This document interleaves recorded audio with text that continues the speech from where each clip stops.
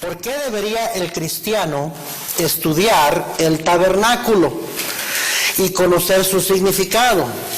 Quizás usted ha leído versículos como estos y usted dice, bueno, ¿y qué tiene que ver el pelo de tejón y el pelo de cabras teñido en rojo y los tantos codos para acá y tantos codos para allá y tantas medidas acá y tantas medidas acá? ¿Qué tiene de interesante eso? La verdad es que normalmente mucha gente se brinca esa parte en su lectura diaria, especialmente el libro de Levítico, porque el libro de Levítico dedica todo el libro a lo que se debía de hacer dentro del tabernáculo, la adoración y las ofrendas y todo eso, y no le damos mucha importancia. Y a lo mejor alguien está pensando, ¿el pastor va a dar una serie sobre el tabernáculo? ¿Y cuánto va a durar para no venir? No sé. A lo mejor está pensando así, pero hermanos, todo lo contrario. Déjenme comenzar con la pregunta, ¿qué era el tabernáculo? El tabernáculo era una tienda de reunión portátil o movible que Dios ordenó a Moisés que construyera en el desierto después de haber salido de Egipto mientras marchaban hacia la tierra prometida. El tabernáculo fue construido no según un modelo establecido por Moisés, sino por Dios mismo, según el diseño que Dios mismo dio a Moisés en el monte Sinaí durante 40 días y 40 noches. Mire, ahí mismo donde estábamos leyendo, un capítulo antes, Éxodo 24, y veamos unos versículos antes del capítulo 25, Éxodo 24, 15. En adelante, Éxodo 24, 15. Entonces Moisés subió al monte y una nube cubrió el monte y la gloria de Jehová reposó sobre el monte Sinaí y la nube lo cubrió por 6 días y al 7º día llamó a Moisés de en medio de la nube. Y la apariencia de la gloria de Jehová era como un fuego abrasador en la cumbre del monte a los ojos de los hijos de Israel. Y entró Moisés en medio de la nube y subió al monte y estuvo Moisés en el monte 40 días y 40 noches. Y comienza el versículo 1 diciendo, Jehová habló a Moisés diciendo, y durante los siguientes 15 capítulos en Éxodo, vemos la descripción exacta de cada material, cada dimensión para el tabernáculo. Cada material que sería necesitado y ocupado en su construcción y su propósito específico. 15 capítulos. El tabernáculo se construyó alrededor del año 1440 antes de Cristo. Y fue el sitio donde Dios habitó con su pueblo durante 400 años. Se utilizó desde la época del Éxodo hasta el reinado de Salomón, cuando se construyó el primer templo, el templo de Salomón. El tabernáculo ocupaba el centro del campamento del pueblo de Israel y las 12 tribus de Israel acampaban alrededor del tabernáculo, no como ellos querían, sino según el orden que Dios les había dado. Cada tribu estaba con su tribu, cada familia estaba con su tribu y estaba en un lugar donde Dios designó que iban a estar alrededor del tabernáculo. Así es. Pero ¿por qué estudiar acerca del tabernáculo? Ahora es interesante notar, oiga bien esto, que solo 2 capítulos de la Biblia relatan la obra de la creación, mientras que 15 capítulos son dedicados al tabernáculo, desde el capítulo 25 hasta el capítulo 40. Y un libro entero, Levítico, al servicio que se oficiaría dentro del tabernáculo. Evidentemente Dios quería transmitir a nosotros, a nuestros corazones, más que simples medidas y una lista de materiales de una estructura, o sea, la arquitectura del tabernáculo. Dios no estaba interesado nada más en decirnos cómo sería la arquitectura del tabernáculo, no. Tiene que tener aplicación espiritual. ¿Sí o no? Tiene que apuntar hacia algo. El tabernáculo, un predicador dijo esto, me gustó y lo apunté. El tabernáculo nos demuestra el brazo desnudo de Dios. La Biblia habla del brazo desnudo de Dios. Cuando uno se remanga el brazo, el tabernáculo nos demuestra el brazo desnudo de Dios en acción, mientras que la creación nos deja ver la obra de la mano y los dedos de Dios. Lo que Dios logró con sus manos y dedos no requiere la cantidad de capítulos en la Biblia que la obra del brazo desnudo de Dios ocupa. ¿Me gustó eso? Mire Isaías 40:12 en sus Biblias. Isaías 40:12. Isaías 40, versículo 12. Isaías 40:12. ¿Ya lo encontró? Mire lo que pregunta el profeta. ¿Quién midió las aguas con el hueco de su mano? El hueco de sus manos es esto. ¿Quién midió las aguas? Los océanos, los mares, en el hueco de su mano, con el hueco de su mano. Entonces se puede imaginar lo grande que es Dios, que agarró, que hizo agua en el hueco de su mano y dijo, eso va a ser el océano. El océano, tan vasto, tan grande, tan enorme. ¿Sí me está siguiendo? En el hueco de su mano. Dice, ¿quién midió las aguas con el hueco de su mano y los cielos con su palmo? Con 3 dedos juntó el polvo de la tierra y pesó los montes con balanza y con pesas los collados. Ahora, alguien pensará, ay pastor, es nomás una manera poética de hablar, figurada. No, hermanos. ¿O creemos que la Biblia es la palabra de Dios o no? Esos que piensan así son los mismos que dicen, Dios no hizo el mundo en 6 días, la creación en 6 días, literales. Eran periodos de muchos millones y millones de años. Ya te tragaste la mentira, papá. La mentira de la evolución y la explosion of the stars y que venimos del ape y todo eso. Ya te tragaste esa mentira. Se toma más fe creer en el evolution account que creer lo que dice la Biblia.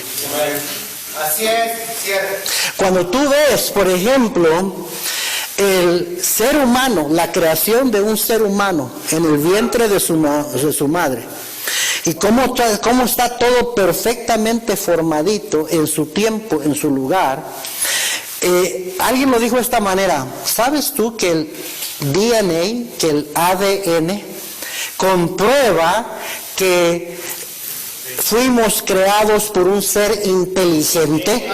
Porque la DNA compone toda la información, desde qué color van a ser tus ojos, si vas a ser hombre o mujer, y a propósito nada más hay hombre o mujer.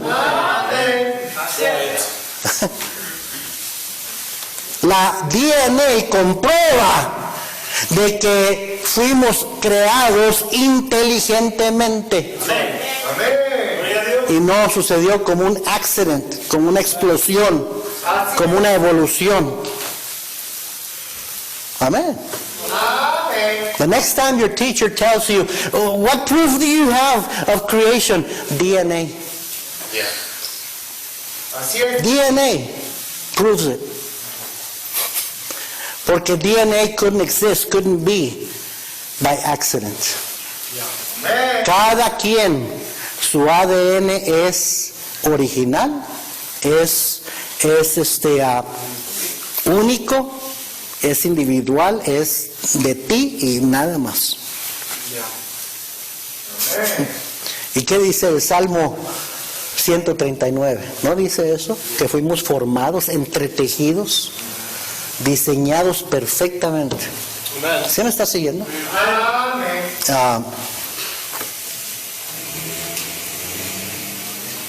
Dice la Biblia que con 3 dedos hizo la tierra, el polvo de la tierra, formó la tierra. Increíble. Y yo lo creo. Yo lo creo. La Biblia dice que que el universo, que el firmamento no puede contener la gloria de Dios. Con 3 dedos. Mire, Isaías 52, versículo 10. Isaías 52, 10.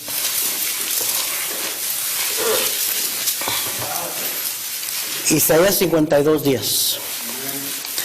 Jehová desnudó su santo brazo ante los ojos de todas las naciones, y todos los confines de la tierra verán, ¿qué dice?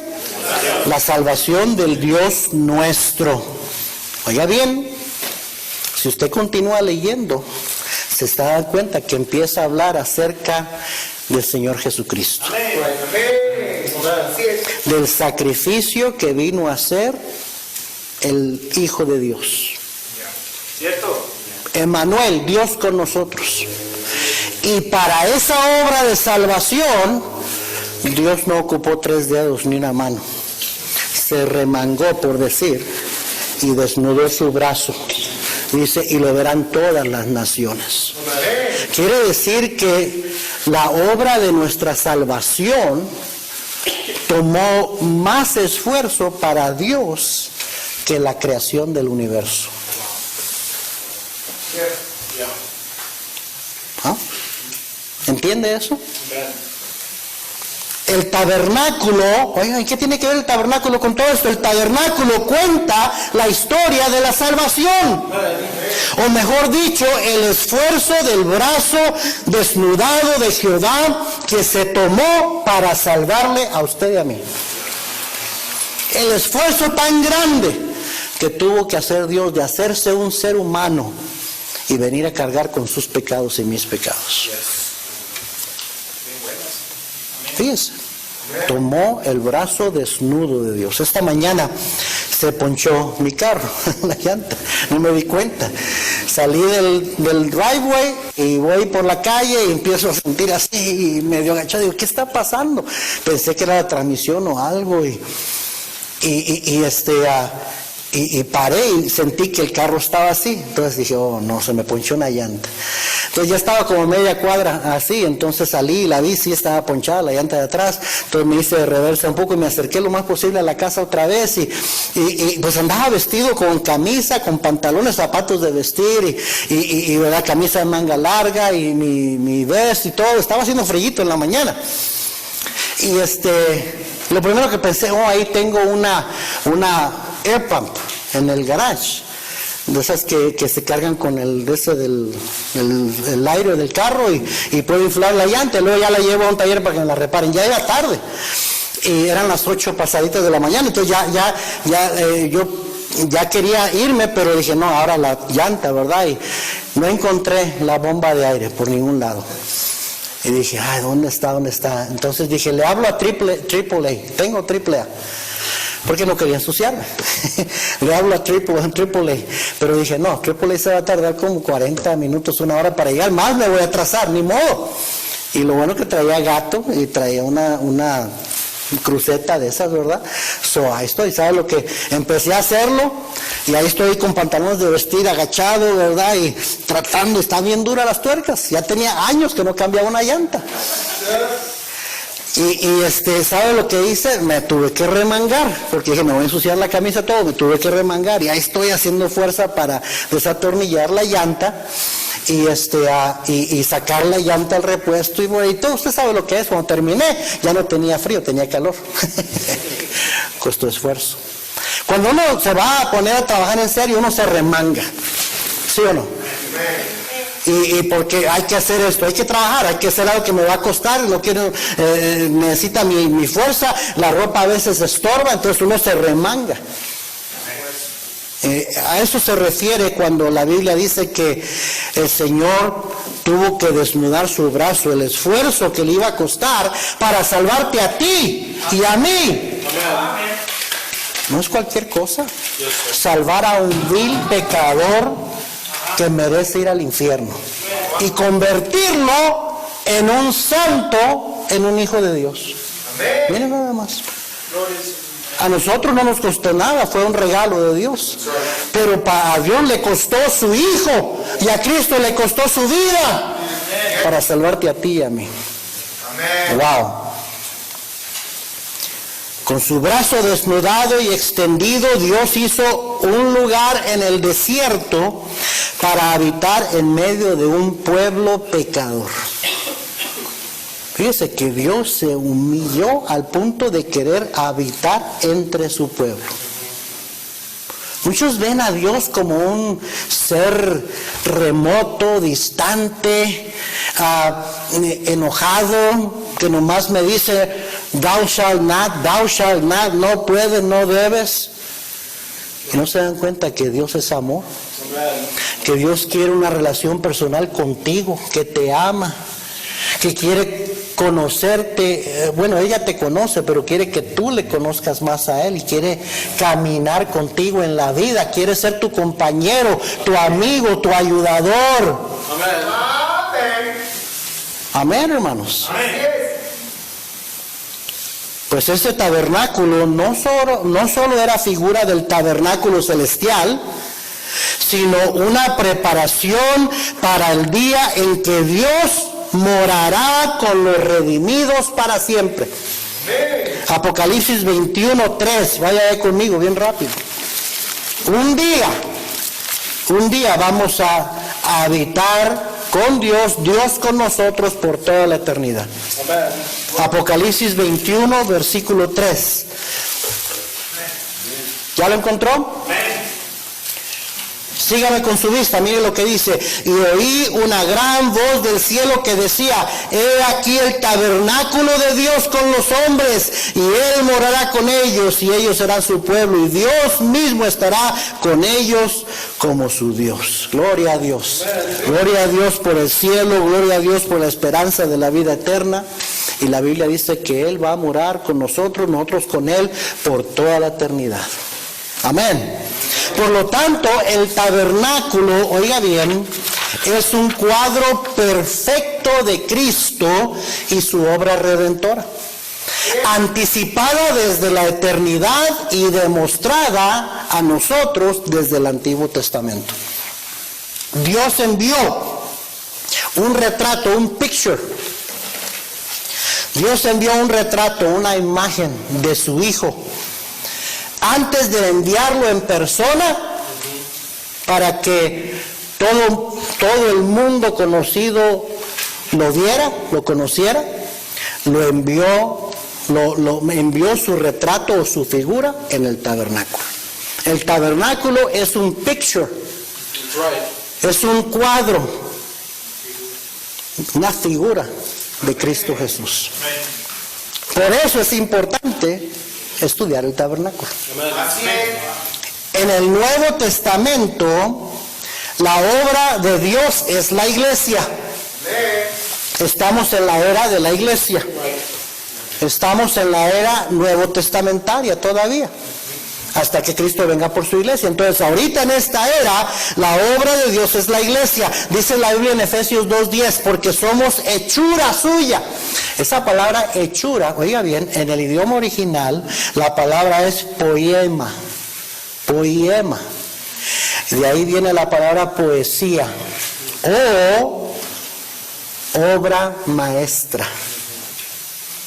Obra maestra. ¿Cómo se dice en inglés obra maestra? Masterpiece. El masterpiece de Dios. La obra maestra de Dios. La iglesia. Los creyentes que cuando estamos congregados formamos la iglesia, eclesía, somos hechura suya, somos la obra maestra de Dios, creados en Cristo Jesús para buenas obras, las cuales Dios preparó de antemano para que anduviésemos en ellas. En el Antiguo Testamento, la obra maestra de Dios es el tabernáculo. Las dos cosas, el tabernáculo y la iglesia, fueron creadas para ser lugares en donde habitaría Dios con su pueblo durante un tiempo o edad definida. El tabernáculo tuvo su tiempo. Y ahí habitó Dios con su pueblo durante ese tiempo. Ahora el lugar donde Dios habita con su pueblo es en la iglesia. Donde hay 2 o 3 congregados en mi nombre, ahí estoy yo en medio de ellos. Amén. Qué tremendo, ¿no? Amén. O sea, el masterpiece, la obra maestra de Dios en el Antiguo Testamento fue el tabernáculo. En el Nuevo Testamento es la iglesia. Los dos lugares, el tabernáculo y la iglesia, revelan a Cristo, pues ambos apuntan hacia Él y describen su gloriosa persona. La iglesia está para dar a conocer a Cristo. Cristo es la cabeza de la iglesia. Cristo es el que debe ser glorificado en la iglesia. Amén. ¿Está aprendiendo algo? Le voy a dar 6 razones por qué el cristiano debe estudiar el tabernáculo y conocer su significado. Número 1, porque es parte de la palabra de Dios. Dice la Biblia, 2 Timoteo 3, 16 y 17, usted lo conoce. Toda la escritura, ¿cuánto de la escritura?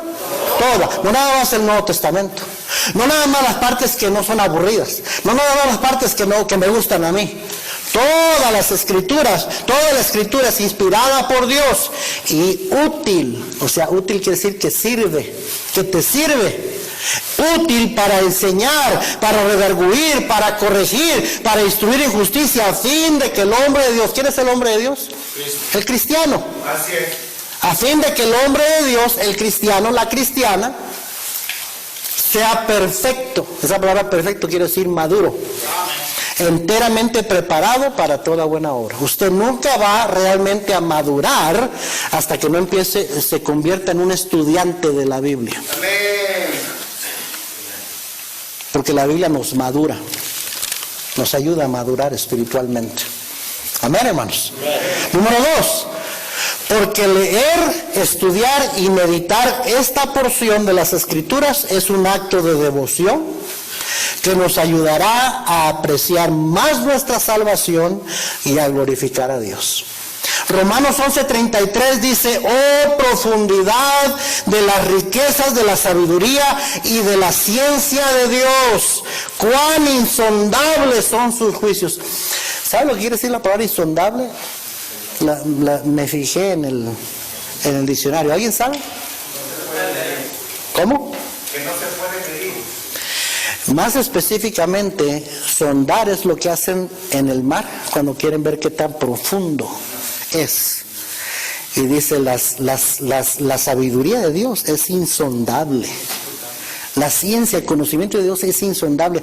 No tiene, ¿cómo se dice? No topa, no tiene límite, no tiene fondo. Eso es, no tiene fondo. Así es. De lo profundo que es. Y luego dice, cuán insondables son sus juicios e inescrutables sus caminos. Inescrutable quiere decir que no se puede calcular, medir. O sea que nunca vamos a acabar de aprender de Dios, hermanos. Nunca podemos decir, ya, I know enough, ya es suficiente. No, nunca. No importa que tengas 40, 50 años de ser cristianos, todavía te falta mucho, todavía no has llegado. Por eso el apóstol Pablo decía, no que lo haya alcanzado, prosigo.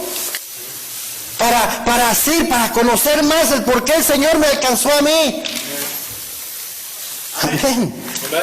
Porque es insondable, son inescrutables sus caminos. Salmos 19, 7 y 8 dice, la ley de Jehová es perfecta, que convierte el alma. El testimonio de Jehová es fiel, que hace sabio al sencillo. Los mandamientos de Jehová son rectos, que alegran el corazón. El precepto de Jehová es puro, que alumbra los ojos. O sea, te va a dar una manera de ver las vidas, de ver las cosas que nunca antes lo habías visto así. Porque va a alumbrar tu entendimiento. Número 3, ¿por qué debería el cristiano estudiar el tabernáculo y conocer su significado? Porque tenemos en la revelación del Nuevo Testamento, junto con la del Espíritu Santo, con la ayuda del Espíritu Santo, las claves para comprender el Antiguo Testamento y el significado del tabernáculo. Agustín, un discípulo de Juan creo que fue, Agustín dijo, en el Antiguo Testamento, el Nuevo Testamento estaba o está escondido. Mientras que en el Nuevo Testamento, el Antiguo Testamento es revelado.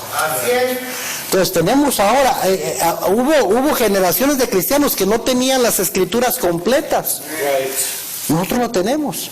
Y mejor todavía, tenemos al Espíritu Santo de Dios morando en nosotros, que nos da discernimiento para comprender las escrituras. Mire conmigo 2 Corintios 3. 2 Corintios 3. Versículo 12. Mire cómo les habla Pablo a los corintios, lo que les dice.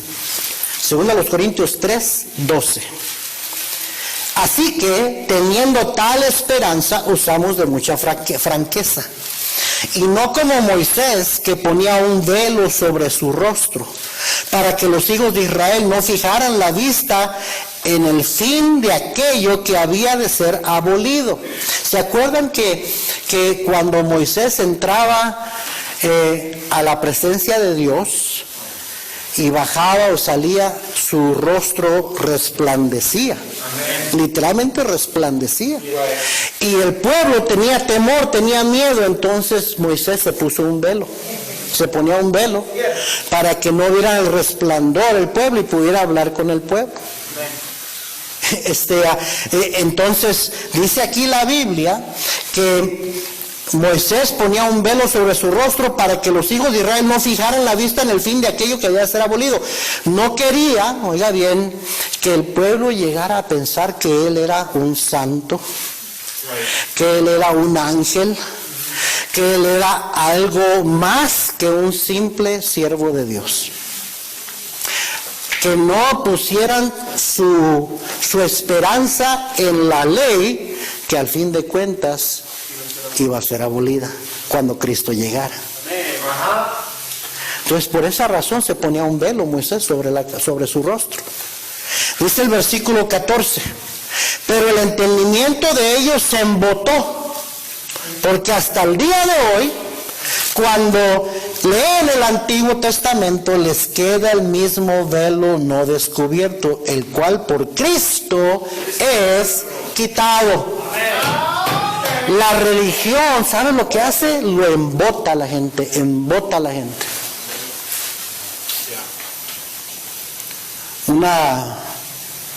Este fin de semana, ¿no? Hablaron con alguien, creo que fuiste tú, mi esposa, la hermana Daniela, que les dio todas las respuestas correctas de alguien que supuestamente aceptó a Cristo o tiene a Cristo, con la excepción que dijo que va a la iglesia católica. Pero todo lo que ella le estaba tratando de compartir, sí, y le tenía las respuestas que debe de dar alguien que es salvo. Pero ¿cómo va a ser salvo y mantenerte dentro de la mentira, de la falsedad, de la religión? Puedes conocer versículos. Yo me encontré con una mujer, una muchacha una vez, que para cada cosa, la salvación por fe, no por obras, el bautismo, tantas cosas, tenía una lista ahí. Me dijo, déjeme sacar mi lista con todos los versículos que tenía que enseñarme para contradecir lo que yo le decía estaba mal con la religión. Puedes aprender todos los versículos, pero al mismo tiempo puedes tener el entendimiento embotado y tener la verdad ahí enfrente de ti tan clarita y aún así no verla. ¿No le ha tocado? Usted le comparte a alguien el plan de salvación y lo están entendiendo y usted les pregunta, ¿usted reconoce esto? Que reconoce que es un pecador, que es culpable delante de Dios. ¿Usted reconoce que Cristo, que su pecado le condena al infierno, que esa es la paga del pecado? Usted reconoce y le enseña los versículos y sí lo entienden. Y usted reconoce que Cristo murió por usted, es el único que le puede salvar. Sí, entiende que Él es el único camino, el único camino, la verdad y la vida, le puede dar vida eterna. Sí, que Él murió por sus pecados. Sí, ¿le gustaría aceptar a Cristo? No, ahorita no.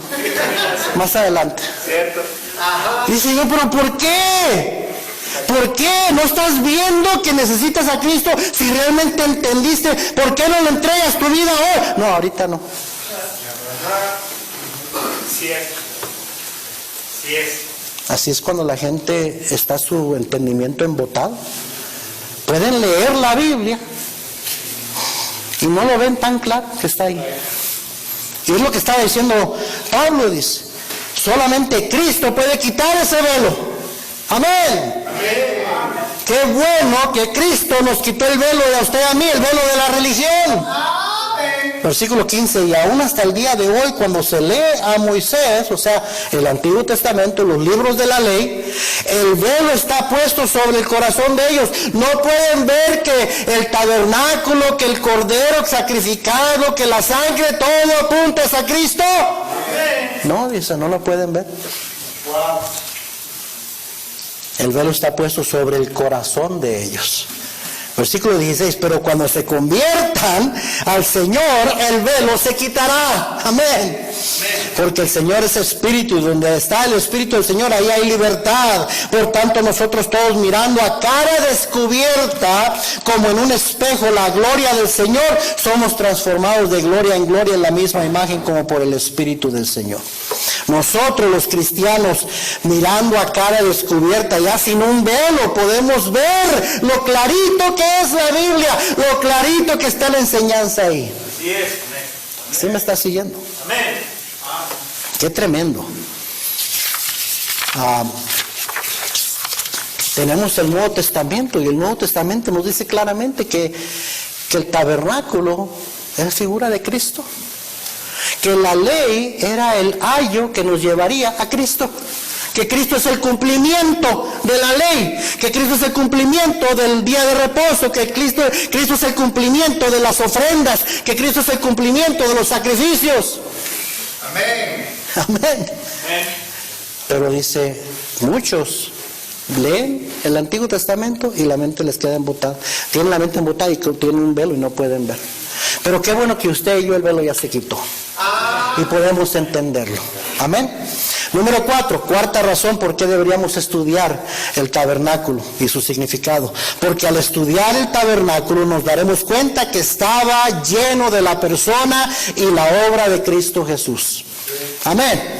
Cristo dijo en Juan 5:39, escudriñad las escrituras, porque a vosotros os parece que en ella tenéis la vida eterna, y ellas son las que dan testimonio de mí. Todas las escrituras, escudriña todas las escrituras, porque desde Génesis hasta Malaquías y desde Mateo hasta Apocalipsis, toda la Biblia nos habla de Cristo Jesús. Amén. Estúdialas, escudriñalas, ellas te van a enseñar de mí. Hebreos 9:1, vaya ahí conmigo por favor, ya estoy terminando. Vamos a hacer un poquito de lectura y ya vamos a terminar. Hebreos 9, versículo 1. Hebreos 9:1. Ahora bien, aún el primer pacto tenía ordenanzas de culto y un santuario terrenal, porque el tabernáculo estaba dispuesto así. En la primera parte, llamada el lugar santo, estaba el candelabro, la mesa, los panes de proposición. Tras el segundo velo estaba la parte del tabernáculo llamada el lugar santísimo, el cual tenía un incensario de oro y el arca del pacto cubierta de oro por todas partes, en la que estaba una urna de oro que contiene el maná, la vara de Aarón que reverdeció y las tablas del pacto. Y sobre ella los querubines de gloria que cubrían el propiciatorio, de los cuales con cosas no se puede ahora hablar en detalle. Y así dispuestas estas cosas en la primera parte del tabernáculo entran los sacerdotes continuamente para cumplir los oficios del culto. Pero en la segunda parte solo el sumo sacerdote una vez al año, no sin sangre, la cual ofrece por sí mismo y por los pecados de ignorancia del pueblo, dando el Espíritu Santo a entender con esto que aún no se había manifestado el camino al lugar santísimo, entre tanto que la primera parte del tabernáculo estuviese en pie, lo cual es símbolo para el tiempo presente, según el cual se presentan ofrendas y sacrificios, mire, que no pueden hacer perfecto en cuanto a la conciencia al que practica ese culto, ya que consiste solo de comidas y bebidas, de diversas abluciones y ordenanzas acerca de la carne, impuestas hasta el tiempo de reformar las cosas. Pero estando ya presente Cristo, sumo sacerdote de los bienes venideros, y por el más amplio y más perfecto tabernáculo, no hecho de manos, es decir, no de esta creación, y no por sangre de machos cabríos ni de becerros, sino por su propia sangre, entró una vez para siempre en el lugar santísimo, habiendo obtenido eterna redención. Porque si la sangre de los toros y de los machos cabríos y las cenizas de la becerra rociadas a los inmundos santifican para la purificación de la carne, cuánto más la sangre de Cristo, el cual mediante el Espíritu eterno se ofreció a sí mismo sin mancha a Dios Dios limpiará vuestras conciencias de obras muertas para que sirváis al Dios vivo. Así que por eso es mediador de un nuevo pacto, para que interviniendo muerte para la remisión de las transgresiones que había bajo el primer pacto, los llamados reciban la promesa de la herencia eterna. Porque donde hay testamento es necesario que intervenga muerte del testador, porque el testamento con la muerte se confirma, pues no es válido entre tanto que el testador vive, de donde ni aún el primer pacto fue instituido sin sangre, porque habiendo anunciado Moisés todos los mandamientos de la ley a todo el pueblo, tomó la sangre de los becerros y de los machos cabríos con agua, lana escarlata e hisopo, y roció el mismo libro y también a todo el pueblo, diciendo: esta es la sangre del pacto que Dios ha mandado. Y además de esto roció también con la sangre del tabernáculo y todos los vasos del ministerio, y casi todo es purificado según la ley con sangre, y sin derramamiento de sangre no se hace remisión. Fue pues necesario que las figuras de las cosas celestiales fuesen purificadas así, pero las cosas celestiales mismas con mejores sacrificios que estos, porque no entró Cristo en el santuario hecho de mano, figura del verdadero, sino en el cielo mismo, para presentarse ahora por nosotros ante Dios, y no para ofrecerse muchas veces como entra el sumo sacerdote en el lugar santísimo cada año con sangre ajena. De otra manera le hubiera sido necesario padecer muchas veces desde el principio del mundo, pero ahora en la consumación de los siglos se presentó una vez para siempre por el sacrificio de sí mismo para quitar de en medio el pecado, y de la manera que está establecido para los hombres que mueran una sola vez y después de esto el juicio, así también Cristo fue ofrecido una sola vez para llevar los pecados de muchos, y aparecerá por segunda vez sin relación con el pecado para salvar a los que le esperan. Amén. Qué tremendo. Número 5. ¿Por qué debería el cristiano leer, estudiar el tabernáculo? Porque al leer y estudiar acerca del tabernáculo comprenderemos mucho mejor la santidad de Dios, lo horrible que son nuestros pecados y el sacrificio que fue necesario para obtener nuestra salvación. Continuemos ahí en Hebreos capítulo 10, versículo 1. Porque la ley, teniendo la sombra de los bienes venideros, no la imagen misma de las cosas, nunca puede, por los mismos sacrificios que se ofrecen continuamente cada año, hacer perfectos a los que se acercan. De otra manera cesarían de ofrecerse, pues los que tributan este culto, limpios una vez, no tendrían ya más conciencia del pecado.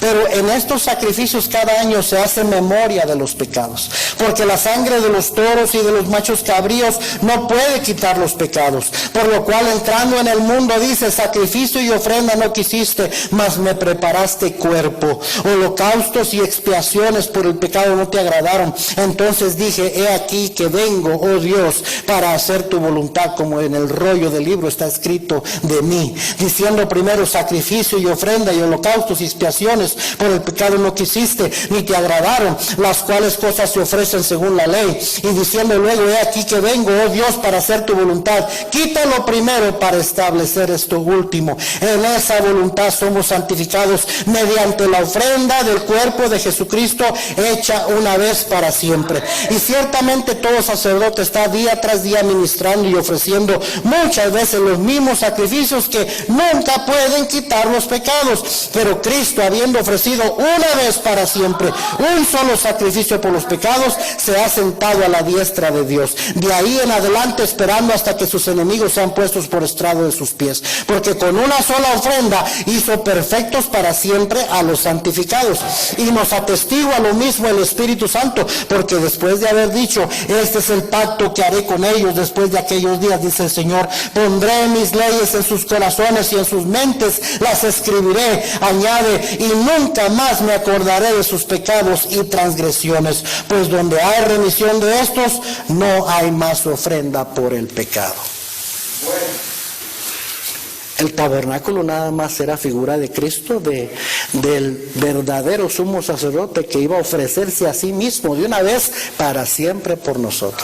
Era como un ensayo, una práctica que estaba apuntando hacia Cristo. Número 6, para terminar. ¿Por qué deberíamos estudiar acerca del tabernáculo? Porque conocer las Escrituras y más de Cristo resultará en vivir una vida más santa, más consagrada y ser conformados a su imagen. Romanos 10:4 dice, porque el fin de la ley es Cristo, para justicia a todo aquel que cree. Y leamos la última porción de Hebreos 10, del 19 al 25. Así que, hermanos, mire, esta es la conclusión. Cuando dice así que, está diciendo, por todo lo que acabo de enseñarte, por todo lo que acabas de ver. Dice, así que, hermanos, teniendo libertad para entrar en el lugar santísimo por la sangre de Jesucristo, por el camino nuevo y vivo que Él nos abrió a través del velo, esto es de su carne, y teniendo un gran sacerdote sobre la casa de Dios. Este debería ser el resultado.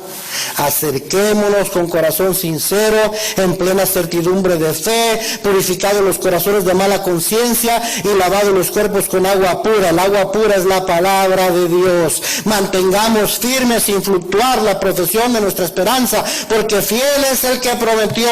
Vale la pena ser fiel y estar firmes y adelante, como cantábamos hace un momento. Versículo 24, y considerémonos unos a otros para estimularnos al amor y a las buenas obras, no dejando de congregarnos como algunos tienen por costumbre, sino exhortándonos, y tanto más cuanto veis que aquel día se acerca. Conocer las Escrituras y más de Cristo debe resultar en vivir una vida más consagrada, más santa, y ser conformados a su imagen. Porque ese es el fin de la iglesia. Para eso fuimos puestos en la iglesia, para ser conformados a la imagen de Cristo. Conclusión. El estudio del tabernáculo nos ayudará a comprender que nuestro Dios santo nos llama a vivir una vida santa. Primera de Pedro 1:15 al 16 dice, sino como aquel que os llamó es santo, sed también vosotros santos en toda vuestra manera de vivir, porque escrito está, sed santos porque yo soy santo. Amén, hermanos. Entonces, ¿sabe qué? Vale la pena estudiar esto. Hay mucho que ganar, mucho que aprender y ganar como resultado en mi vida espiritual, mi vida como cristiano. Entre más yo conozca el tabernáculo, más voy a conocer a Cristo. Entre más conozca a Cristo y su obra, más voy a santificar mi vida y más voy a ser conformado a su imagen.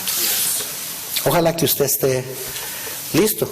Va a ser como unas 8 semanas de entrar y ver. Cuando habla de estas cortinas y ese candelabro y ese vaso y cada pieza, cada mesa de proposición, el altar del sacrificio, el arca del pacto y todo eso, ¿a qué nos apunta? Nos apunta, nos señala que Dios es un Dios santo. Él quiere habitar entre su pueblo, pero para que Él pueda estar con nosotros, Él dice, sed santos porque yo soy santo. Si decimos que no hemos pecado, nos engañamos a nosotros mismos y la verdad no está en nosotros. Pero si confesamos nuestros pecados, Él es fiel y justo para perdonar nuestros pecados y limpiarnos de toda maldad. Y entonces podemos acercarnos sinceramente hasta el trono de la gracia, hasta dentro del velo, porque ya no necesitamos un sumo sacerdote que vaya a ofrecer sacrificio por nosotros. Ya Cristo, nuestro sumo sacerdote, nos dio acceso, entrada. Y ahora tenemos al Espíritu Santo, la presencia de Dios, morando en nosotros. Qué tremendo, hermanos, qué tremendo. Entre más uno empieza a comprender su salvación, más empieza a apreciar su salvación. Que se le quede en su mente esto: Dios tuvo que desnudar su brazo para salvarle a usted y a mí. Dios nada más necesitó sus 3 dedos y sus manos para hacer todo el universo. Pero ¿cuánto le costó salvarte a ti y salvarme a mí? A propósito, ¿eres tú salvo? Are you saved? Have you been born again? ¿Has nacido de nuevo? Cristo murió por ti, Él murió también por ti, Él quiere salvarte a ti. Pero tú necesitas recibir ese regalo que el Señor te quiere dar. It's up to you. Es tu decisión. Él no te va a forzar, Él te lo ofrece. Pero tú decides, ¿la acepto o la rechazo? Amén. Si tú la aceptas, Él te salva, Él te da, hace una nueva criatura y Él te da vida eterna en el cielo. Mira nada más. Él pagó el precio, Él hizo la obra difícil para que tú gozaras de una vida eterna en el cielo. Vamos a orar todos ojos cerrados, Señor.